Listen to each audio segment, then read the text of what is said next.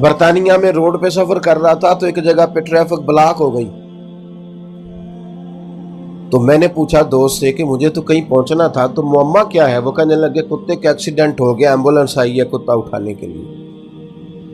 تو میں اپنے اوپر افسوس کر رہا تھا کہ میرے روڈ پہ تو کتا مر جائے تو وہ ٹائروں سے مسل کے جاتا ہے، حالانکہ یہ ورثہ تو ہمارا ہے، یہ تو ہمیں ہمارے نبی نے سکھایا کہ جو کتے کو پانی پلائے رب تعالیٰ تو اس کے پچھلے سارے گناہ ہی معاف کر دیتا ہے۔ میرے دوستو، اپنے لیے کوئی خیر کا عمل، کوئی اچھی بات، کوئی کارنامہ۔ کل مجھے پہلے بھی خیر میں اس سوال کا جواب دے چکا ہوں، کل صبح ایک دوست نے مجھے میسج کیا کہ یہ ذرا سوال کا جواب دے، میں نے سنا ہے کسی نے کہا ہے کہ مسجد میں سیمنٹ کا توڑا دینے سے بہتر ہے کسی غریب کو آٹے کا تھیلا دے دیا جائے۔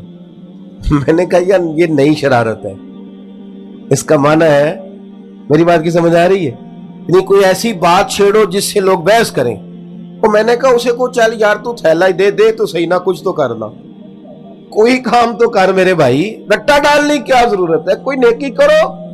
باقی اگر آپ مجھ سے پوچھیں تو کائنات میں سب سے زیادہ غریبوں کی بات میرے نبی پاک نے کی ہے، پر حضور نے مدینے آ کے پہلے مسجد بنائی تھی، مسجد پہلے بنائی، ہم نے کچھ کرنا نہیں۔ میں آپ کو بتاؤں، میری گلی میں جتنے غریب لوگ ہیں نا، میرا خیال ہے گلی کے امیر لوگ ہی ملے تو ان غریبوں کے اوپر دست شفقت رکھا جا سکتا ہے، لیکن میں تو اپنے محل کو ڈبل کرنا چاہتا ہوں، مجھے غریبوں سے کیا لگے؟ میرا تو معاملہ صرف اس حد تک ہے کہ میرا گھر بچتا ہے کہ نہیں۔ ایسی ہوا چلی ہے، ہر شخص سوچتا ہے تمام شہر جلے بس ایک میرا گھر نہ جلے، مر جائے ساری دنیا میں بچ جاؤں۔ یہ سوچ مسلمان کی نہیں، یہ خود غرض لوگوں کی سوچ ہے، یہ لوگوں کی سوچ ہے جو اپنے لیے جیتے ہیں اور اپنے لیے ہی مر جائیں گے۔ بات ختم کرنے لگا ہوں، آپ توجہ کریں گے۔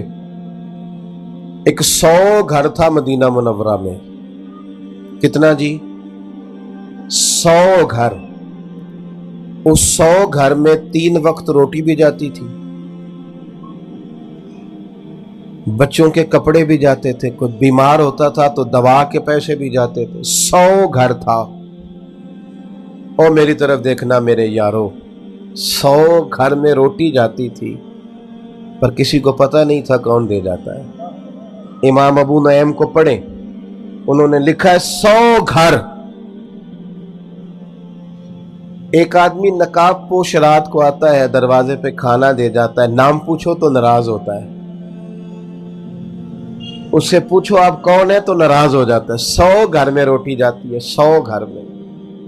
پھر اچانک کئی سال لنگر آتا رہا، کھانے آتے رہے، پھر اچانک کھانا آنا بند ہوا۔ پھر غریبوں کے بچے ایک دوسرے سے پوچھنے لگے تیرے گھر بھی روٹی نہیں آتی؟ تیرے گھر بھی نہیں آتی؟ اکھاں جدوں میٹیاں زمانہ مینوں روے گا، اپنا تے اپنا بیگانہ مینوں روے گا، جدوں نہ میں دسیا میں خاراں نوں میں خانے وچ، پھر جام ٹوٹ جان گے، اے میں خانہ مینوں روے گا، کئی لک لک رون گے تے کئی بک بک رون گے، گلیاں دا یانا تے سیانا مینوں روے گا۔ وہ پتہ کرو یار، کب سے نہیں تیرے گھر آیا؟ جب لوگ تاریخیں ملانے لگے تو ایک نے کہا میرے گھر 18 محرم سے نہیں، اس نے کہا ہاں 18 محرم سے میرے گھر بھی نہیں آیا، وہ فلاں گھر بھی 18 محرم سے نہیں آیا کھانا۔ جب تحقیق شروع ہوئی تو پتہ کرو 18 محرم کو کس کا انتقال ہوا ہے۔ جب لوگ ڈھونڈنے لگے تو پتہ چلا 18 محرم کو امام زین العابدین کا انتقال ہوا، امام علی مقام کا شہزادہ اپنے پشت پر آٹے کی بوریاں رکھ کے غریبوں کے گھروں میں پہنچاتا۔ صاحبزادے کہتے ہیں، میں کہتا ابا جی آپ بوڑھے ہیں، وزن اٹھاتے ہیں، میں نہ دے آؤں؟ تو فرماتے پتر اگر تو جائے گا تو پھر تجھے اس غریب کا نام بھی مجھے بتانا پڑے گا، اور میں کسی کو رسوا نہیں کر سکتا، یہ میرا اور میرے رب کا راز ہے۔ او سجنوں، کچھ نیکیاں چھپا لو جو صرف قیامت میں کھلے۔ جس طرح کچھ پیسے نہیں الگ کیے ہوتے کہ مشکل وقت آ گیا تو کام آئیں گے، کچھ نیکیاں بھی الگ کر لو، نہ پتا ہو کسی بندے کو، ہمیں پتا ہو یا ہمارے رب کریم کو پتا ہو، الگ کر لو، ورنہ ہم نے خود دنیا میں لالچ پیدا کیا ہے۔ हमने खुद बच्चों से कहा है पैसे ज़्यादा कमाओ, इसलिए बच्चे अब्बा जी से भी कहने लग गए हैं कि आप कोई ढब का काम कर लेते तो आज हमारे घर में पैसे ना होते। सब रिश्ते इसी तरह के बन गए। वापस लौटें, जाने का वक्त करीब आ गया है।